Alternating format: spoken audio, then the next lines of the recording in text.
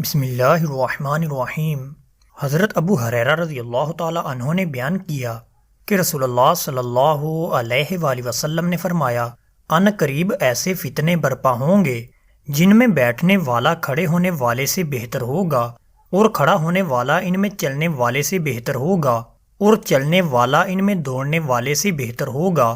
جو دور سے اس کی طرف جھانک کر بھی دیکھے گا تو وہ ان کو بھی سمیٹ لیں گے۔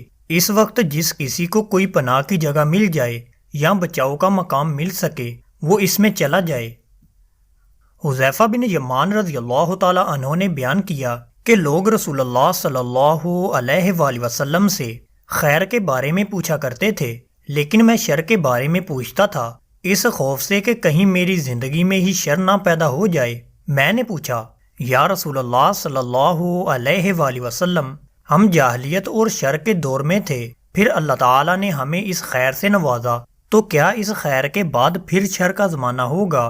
نبی کریم صلی اللہ علیہ وآلہ وسلم نے فرمایا کہ ہاں۔ میں نے پوچھا، کیا اس شر کے بعد پھر خیر کا زمانہ آئے گا؟ نبی کریم صلی اللہ علیہ وآلہ وسلم نے فرمایا ہاں، لیکن اس خیر میں کمزوری ہوگی۔ میں نے پوچھا کہ کمزوری کیا ہوگی؟ فرمایا کہ کچھ لوگ ہوں گے جو میرے طریقے کے خلاف چلیں گے، ان کی بعض باتیں اچھی ہوں گی لیکن بعض میں تم برائی دیکھو گے۔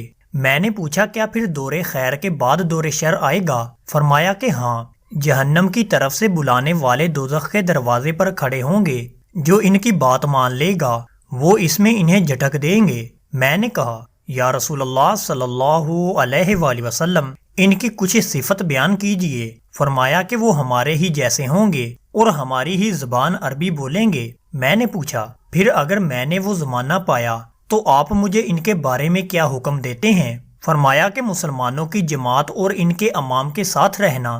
میں نے کہا کہ اگر مسلمانوں کی جماعت نہ ہو اور نہ ان کا کوئی امام ہو؟ فرمایا پھر ان تمام لوگوں سے الگ ہو کر خواہ تمہیں جنگل میں جا کر درختوں کی جڑیں چبانی پڑیں، یہاں تک کہ اسی حالت میں تمہاری موت آ جائے۔ حضرت ابو سعید خدری رضی اللہ تعالی عنہ نے بیان کیا کہ رسول اللہ صلی اللہ علیہ وآلہ وسلم نے فرمایا، وہ وقت قریب ہے کہ مسلمان کا بہترین مال وہ بکریاں ہوں گی جنہیں وہ لے کر پہاڑی کی چوٹیوں اور بارش برسنے کی جگہوں پر چلا جائے گا، وہ فتنوں سے اپنے دین کی حفاظت کے لیے وہاں بھاگ کر آ جائے گا۔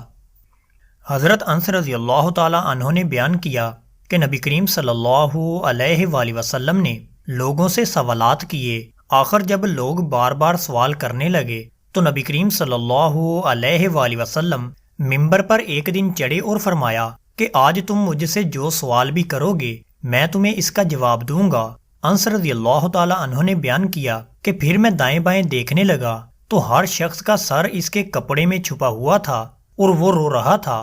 آخر ایک شخص نے خاموشی توڑی، اس کا جب کسی سے جھگڑا ہوتا تو انہیں ان کے باپ کے سوا دوسرے باپ کی طرف پکارا جاتا۔ انہوں نے کہا، یا رسول اللہ صلی اللہ علیہ وآلہ وسلم، میرے والد کون ہیں؟ فرمایا، تمہارے والد حذیفہ ہیں۔ پھر عمر رضی اللہ تعالی عنہ سامنے آئے اور عرض کیا، ہم اللہ سے کہ وہ رب ہے، اسلام سے کہ وہ دین ہے، محمد صلی اللہ علیہ وآلہ وسلم سے کہ وہ رسول ہیں راضی ہیں، اور آزمائش کی برائی سے ہم اللہ کی پناہ مانگتے ہیں۔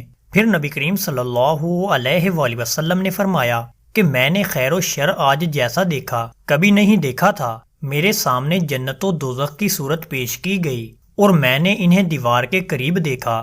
قتادہ نے بیان کیا کہ یہ بات اس آیت کے ساتھ ذکر کی جاتی ہے، اے لوگو جو ایمان لائے ہو، ایسی چیزوں کے بارے میں سوال نہ کرو، اگر وہ ظاہر کر دی جائیں تو تمہیں بری معلوم ہوں۔ ابن عمر رضی اللہ تعالی عنہما نے بیان کیا کہ نبی کریم صلی اللہ علیہ وآلہ وسلم مشرق کی طرف رخ کیے ہوئے تھے اور فرما رہے تھے، آگاہ ہو جاؤ، فتنہ اس طرف ہے جدھر سے شیطان کا سینگ طلوع ہوتا ہے۔ حضرت عبداللہ بن عمر رضی اللہ تعالی عنہما نے بیان کیا کہ نبی کریم صلی اللہ علیہ وآلہ وسلم نے فرمایا، اے اللہ، ہمارے ملک شام میں ہمیں برکت دے، ہمارے یمن میں ہمیں برکت دے۔ صحابہ نے عرض کیا، اور ہمارے نجد میں؟ نبی کریم صلی اللہ علیہ وآلہ وسلم نے پھر فرمایا، اے اللہ، ہمارے شام میں برکت دے، ہمیں ہمارے یمن میں برکت دے۔ صحابہ نے عرض کی، اور ہمارے نجد میں؟ راوی کہتے ہیں میرا گمان ہے کہ نبی کریم صلی اللہ علیہ وآلہ وسلم نے تیسری مرتبہ فرمایا وہاں زلزلے اور فتنے ہیں اور وہاں شیطان کا سینگ طلوع ہوگا۔ دوستو، اللہ تعالیٰ سے دعا ہے کہ اللہ تعالیٰ ہمیں ان احادیث مبارکہ پر عمل کرنے کی توفیق عطا فرمائے، آمین یا رب العالمین۔